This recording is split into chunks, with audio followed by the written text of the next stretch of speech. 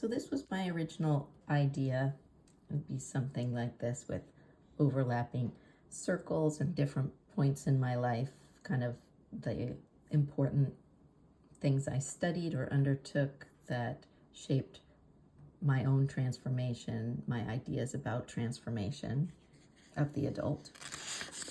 And then it like kind of came to this, and then I figured, well, I will make it out of paper.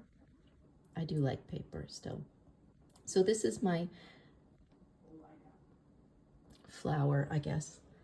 Up here it starts kind of one of my early career iterations was in domestic violence work and writing curricula for peace education and anger management, nonviolence work.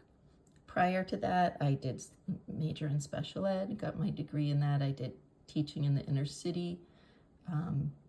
I did domestic Peace Corps. I was very politically active. I did my master's degree studying alternative education models. Anyway, and then I came to domestic violence work. After that, kind of the next piece that was very shaping for me was shamanic study and travel to the Amazon. During this period, my guiding questions were really, how can I be in relationship and how can I expand my perception of reality? These are kind of smaller influences on the outside. I trained as a community mediator and worked at the local courthouse doing that. I was the Parents Anonymous facilitator working with adults to prevent child abuse. Here, my kind of next big shaping event was studying plant medicine, going to school for that, and getting into metaphysical study.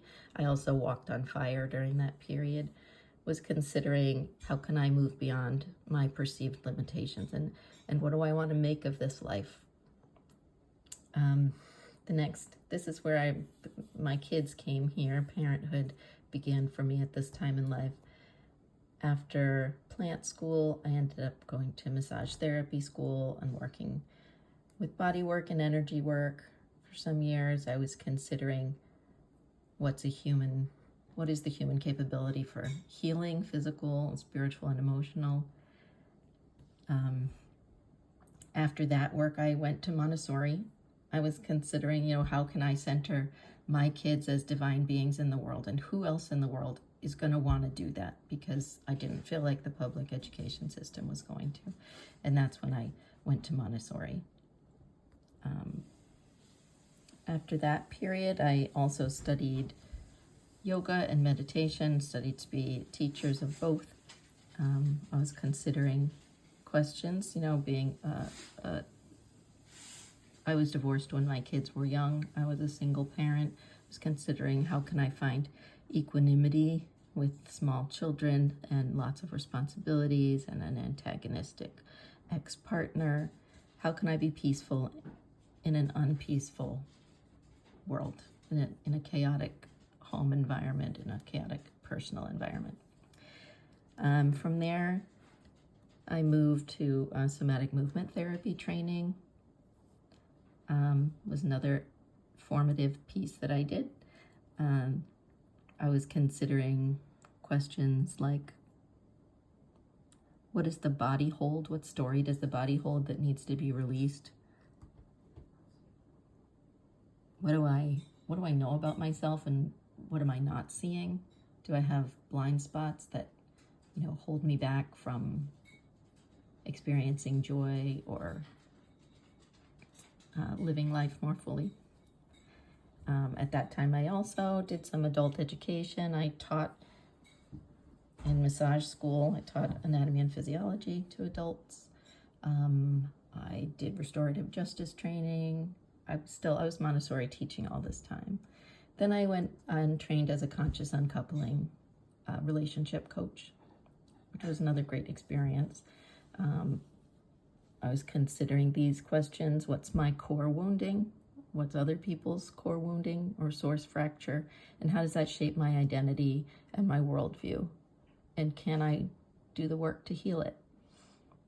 In the years following this, I was also part of restorative justice training. I learned reflective learning communities.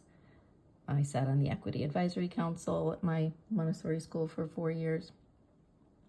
And it kind of, all this relationship work and stuff brings me kind of full circle to my early domestic violence work.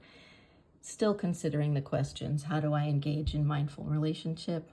How do I know my triggers and biases and how to manage them when they come up? How do I set healthy boundaries?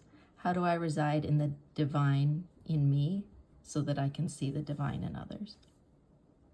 And then just on these leaves of the flower, I kind of put the big things I grappled with in my life.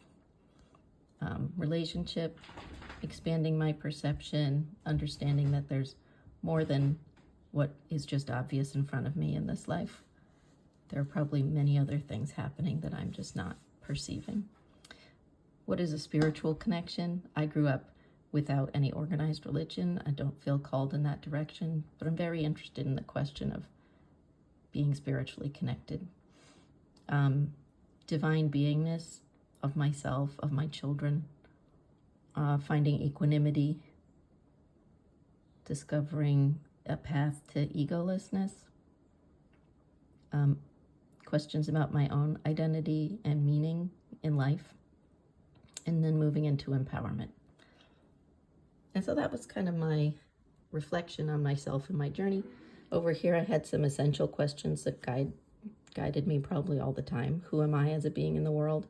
Who am I as a spiritual entity? How can I live a meaningful life? And in terms of doubts and obstacles that got in my way, there were many. Like, why is life so challenging? I had a very challenging parenting partner, and so that had an impact on my kids, and parenting wasn't the picture I had thought it would be of joy and ease in my head.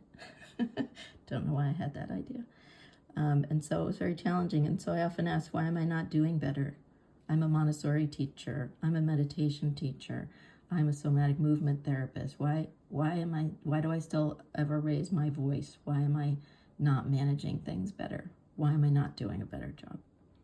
Sometimes I felt like Montessori's ideals and the ideals of Eastern philosophy and yoga and meditation can be kind of crushing in their expectation of transcendence, which is not easy.